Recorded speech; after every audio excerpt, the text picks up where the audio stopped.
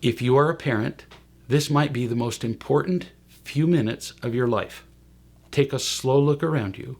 Phones are everywhere. Entire rooms of people at school, at home, at work are glued to their screens and oblivious to each other. Odds are you have a phone in your hand right now. I'm Greg Bear. Today we're focusing on how to raise confident, cooperative, and creative children, guiding them to live fulfilling lives beyond a screen. It's more than basic advice. I provide real-world skills for effective parenting. Click the subscribe and turn on notifications and whatever it takes to stay updated. Continuing, one teenager writes, "Kids in the hallways bump into each other because everybody is staring down at their phones. Teachers are giving up on the school's no phone policy because students quickly hide their devices and pull them out as soon as nobody's looking. At lunch, everybody eats alone, scrolling TikTok while they chew." And this kid is describing the vast majority of his age group, as proven by uncounted studies now. Addiction is defined as the use of any substance or behavior, one, that is harmful to one's personal happiness or ability to socialize with others, and two, which the user cannot easily quit. Simple. So, most of our children are phone addicts, not might be. It's just as real as cocaine addiction. And where do our children get their phones? From us, the parents. We're their dealers, and apparently we just don't care. By age 12, 7 out of 10 American kids, own a smartphone. They also spend about 8 hours a day on media, inhaling TikTok trends, toggling between texts, and turning their daily lives into virtual worlds of Snapchat and Instagram. 97% of kids use their phones during school hours. That's greater than the incidence of tooth decay. 60% of them use their phones between midnight and 6 and 5 a.m. on school nights. That means in the middle of the night. And the average age of porn addiction is 11, with 3 out of 4 teenage boys using porn frequently, all related to phones. Research now shows phone use unequivocally, not in the old days like maybe, shows phone use associated with rapidly rising rates of teen anxiety and depression and many other mental health disorders. One recent worldwide study says this: the younger kids are when they get their first phone, the worse their mental health will be. Period. Phones are killing our kids, and we parents do not seem to care. We take them off meat or gluten, but we leave them on phones?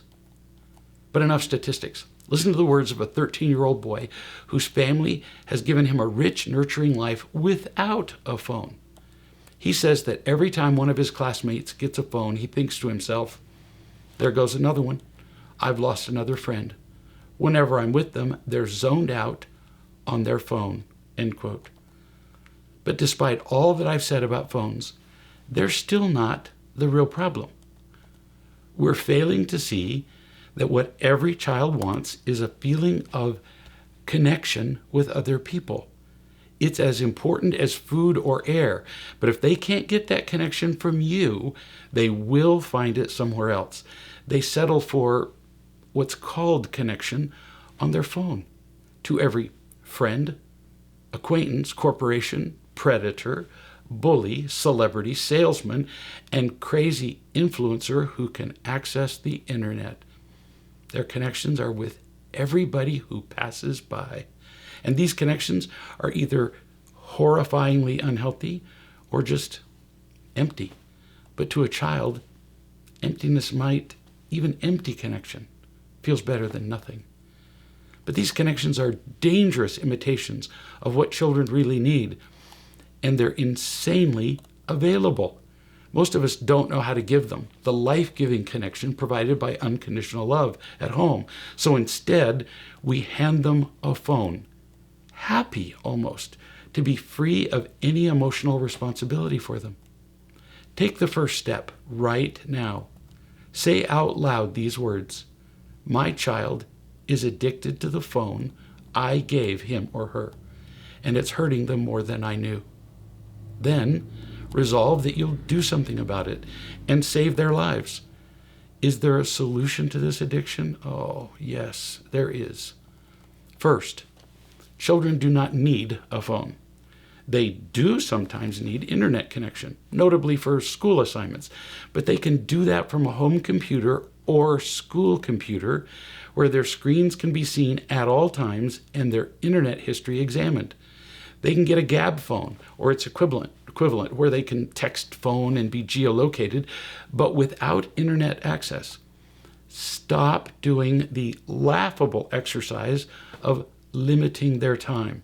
That only turns into an endless game of hiding, lying, getting caught, irritation, and all that. And stop experimenting with the right age for them to get a phone. Almost every kid with his face welded to his phone has parents who tried limiting time and picking the right age. It doesn't work. At what age would I recommend that a child get a phone? About age 30. And yes, I'm joking, but not by a lot. Children and adults are spending their lives on phones, spending time that could be devoted to loving and engaging in emotionally fulfilling activities. Real living. They're living virtual lives, not real lives. I recommend children not get a phone until they're at least 18. I'm not joking, and I'm not a crazy right, left, or wing anything. I've just known too many thousand kids. Legally, they can't smoke in most states until they're 21 because we recognize the health hazards.